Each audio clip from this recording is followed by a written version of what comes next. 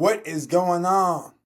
To all my fans of violence, to all my combat sports fans, what is going on?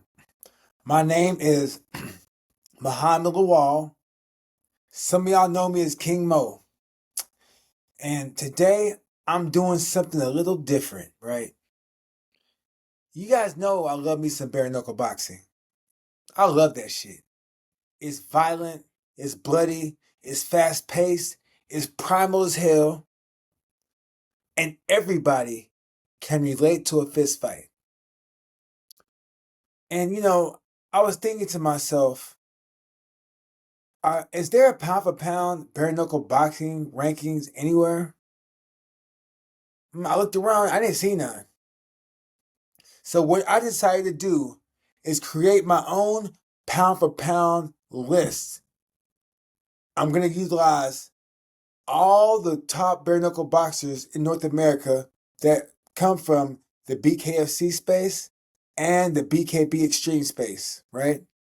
And I'm combine them on one list. And I'm going to pick the top 10 pound for pound fighters to put on my list, and I'll rank them in order. And you know what? I'm going to call this the Kimbo Slice bare knuckle boxing pound for pound list. And if you guys don't know who Kimbo Slice is, because I'm pretty sure some of y'all are young, just go to YouTube and type his name in. I'll spell it out for you. Kimbo space SLICE.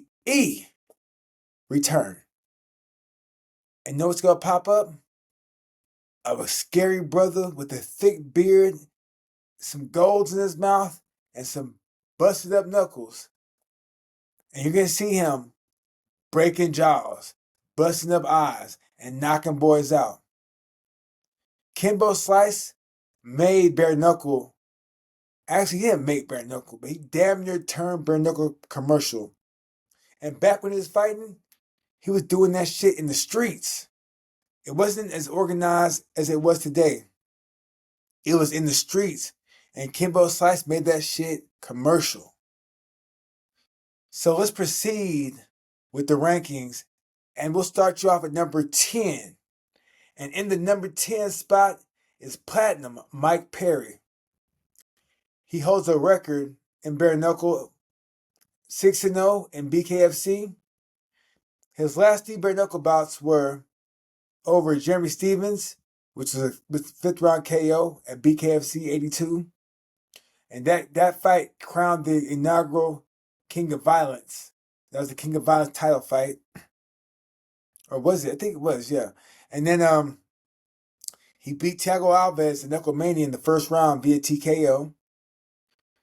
He defeated Eddie Alvarez via TKO in the second round at BKFC 56. And he holds notable wins over Luke Rockhold via TKO, a majority decision over Michael Venom Page in London, and he decisioned Julian Lane in his BKFC debut. So the reason why I placed him at number 10 is that, Julian Lane has experience. Michael Venom Page was making his debut. Luke Rockhold was making his debut. Eddie Alvarez was smaller, but I think this was his second fight. Thiago Alves was coming off a year layoff, damn near 2-year layoff. And then Jeremy Stevens, I think Jeremy Stevens had fought one time before. So Mike Perry has defeated guys with less experience, but he's done it in outstanding fashion. So that's why I put him at number 6 and not any higher. Now, number 9, in the number 9 spot is Alberto Blas. He holds a record of 7-0 in the bare knuckle space. He was 6-0 in BKFC, all by first round KO, and he was the Bantamweight champion at the time. Then he left there, crossed on to BKB, and made his debut in the BKB space and won his fight via first round KO.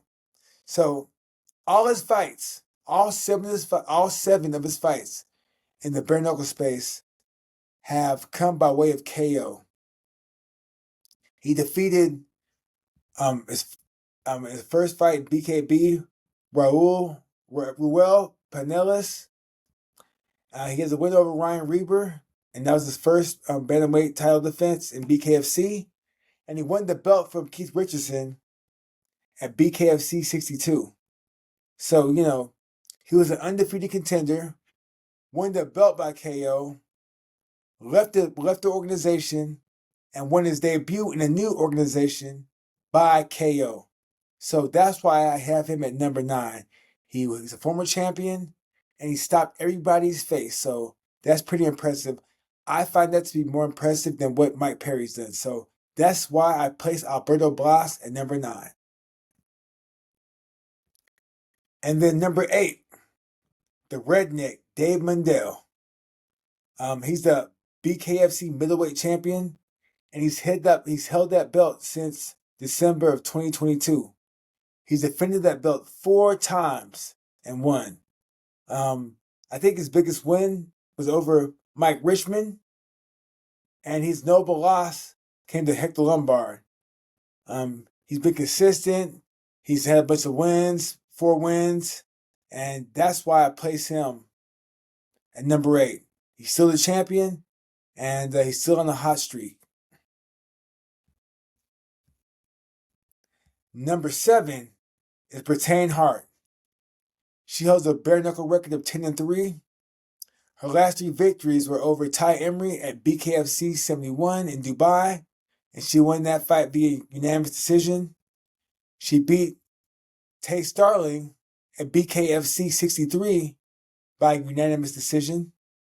She defeated Melanie Shaw at BKFC 51 by unanimous decision. And her key victories, her key wins in her resume, she had, as I said, Ty Emery, Tay Starling, Melanie Shaw, but she's also defeated Pearl Gonzalez as well as Paige Van Zandt. So she has some good wins on her resume. She's no punk. She's tough as hell, and she comes to fight. And at number 6 is Luis Baboon Palomino. He holds a bare-knuckle record of 10-1, 9 BKFC title wins with 1 loss. His last 3 fights he has a unanimous decision victory over Howard H.D. Davis at BKFC 70, and he became the inaugural King of the Streets champion. He lost to Austin Trout via unanimous decision at BKFC 57, and that was the vacant welterweight title. And he has a win over James Lilly at BKFC 45. He won that one via unanimous decision, and that was his lightweight title defense. And he holds victories over Elvin Brito twice. Once was for the welterweight belt. He beat Dak Gwynn. He beat Tyler Goodjohn. He beat Martin Brown and Isaac Valley Flag. So those are some great wins. And his lone loss came to boxing champion Austin Trout. So, Austin Trout is something serious. He can box his ass off. And he is also on this list. And he's sitting at number 5. So number 5 is Austin Trout. He holds a bare-knuckle record of 4-0. His last 3 victories were over Trinidad Snake at BKFC 71 in Dubai. And that was a split decision victory. He has a unanimous decision victory over Ricardo France in Spain. And he also holds a unanimous decision victory over Luis Baboon Palomino at BKFC 57. So, that's why I have him ranked high, because for him to defeat Palomino's a legend in the sport, and that's a great win. And he also holds a victory over Diego Sanchez at Knucklemania 3, and that was his bare-knuckle boxing debut. Sitting at number 4 is Kai Stewart from Montana. Now, Kai Stewart can fight. He's 8-0 in the bare-knuckle space. He's the BKFC featherweight champion. He's defended that belt 4 different times. And his last 3 wins were over Tommy Stridham at BKFC 79. He won that one via unanimous decision. He beat former UFC contender Jimmy Rivera, that's a big name win, via unanimous decision. And he has a win over Brian Duran. unanimous decision. That was his early defense. And he has, those are his 3 key victories. He has no noble losses. This guy can fight. He has a crazy gas tank. He can fight on the outside. He can fight on the inside. He's very physical due to his wrestling experience. He's gonna be hard to beat. And he's very confident as well. And I'm hearing rumblings that he might be going up a weight class. So, if he can go up and achieve the same success, then look for him to be moving up higher in his rankings. Number 3 is Lorenzo Hunt. Now, Lorenzo Hunt, you guys might be, shocked that I have him at number 3. And I know a lot of people have him at number 1. But I have him at number 3. He's a multi-division BKFC champion. He has a long win streak. He's tied with Palomino. He's won fights and titles at light heavyweight, cruiserweight, and he fought at heavyweight. His most recent fight was against Josh Dyer for the light heavyweight belt, and he won that one by KO, and he holds 2 victories over Josh Dyer. And he fought Mick Terrell at heavyweight, and he got stopped, but that was due to injury when he got dropped. He has wins over Chris Camozzi, who's a former champion, Quentin Henry, Mike Richmond, and that win was a legendary fight. That's a classic fight right there. I suggest you guys check that one out because it was not much different than his last win over Josh Dyer. He holds victories over Joe Riggs, Eric Lozano, and Hector Lombard. He's beaten many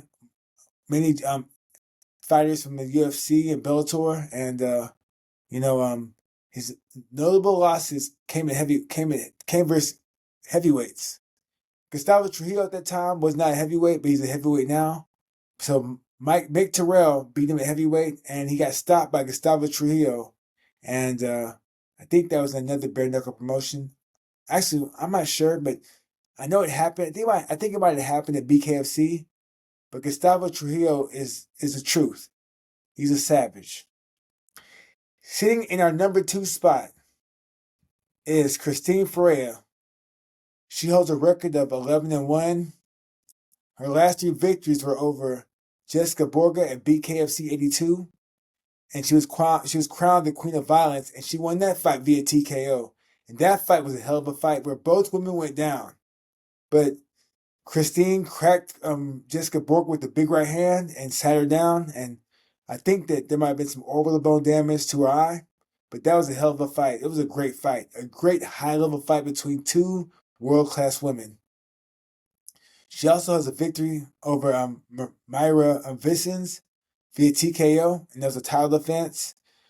And she has victories over Taylor Starling and Mason Wong. So, some good wins. She also has a victory over Brittany Hart. And she has 1 loss, and that was to Helen Peralta earlier in her career, around like 2019. So, she's shown growth. She's tough as nails. She can box.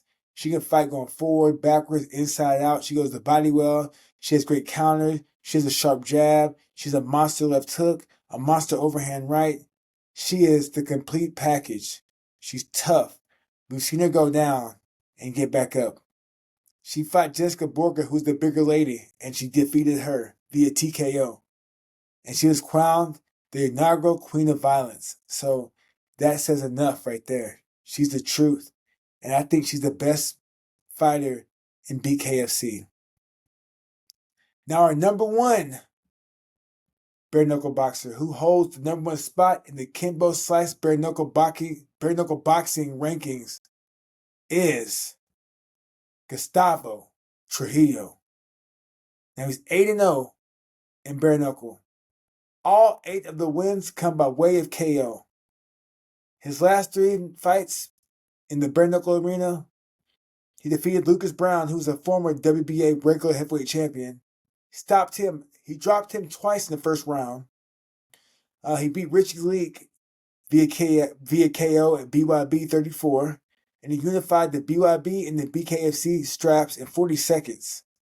He also holds wins over Ike Villanueva, Mike Kyle, and Lorenzo Hunt. He has no notable losses. This guy is scary, y'all. He's 6'5", he's big and strong. He can grapple or wrestle because he comes from a Greco-Roman wrestling background in Cuba. And Cuba is known for their Greco-Roman wrestling. So he comes from a world-class athletic background. He's a former world-class athlete. No, he's a world-class athlete. He trains with Luis Ortiz and Herman Casado in Miami, so he's getting his boxing skills up. He just defeated Latif Coyote in glove boxing. This guy is scary. The sky's the limit for him. I don't see him losing anytime soon. He's too big, too strong. He's very disciplined. He throws clean punches. He's very efficient. And he can get dirty and nasty if he needs to. He has that dog in him. So I put Gustavo Trujillo #1 in the Kimbo Slice Bare-Knuckle Boxing rankings. Actually, Bare-Knuckle Boxing Pound-For-Pound rankings. So let me know what y'all think about my rankings. You know, if I forgot some names or if you think I should switch the orders up, let me know what y'all think. It's my first time doing this, and I will be revisiting this. I will revisit this list about every month because things change in bare knuckle boxing. All it takes is one punch or one cut or one clean body shot, and you're gone. All right, y'all. So if you like what you heard, subscribe to my channel. Share, subscribe, like, dislike, thumbs up, thumbs down. Leave a comment down below. Do what you feel. I will be back with more bare knuckle action. All right, y'all. Take it easy. Good night.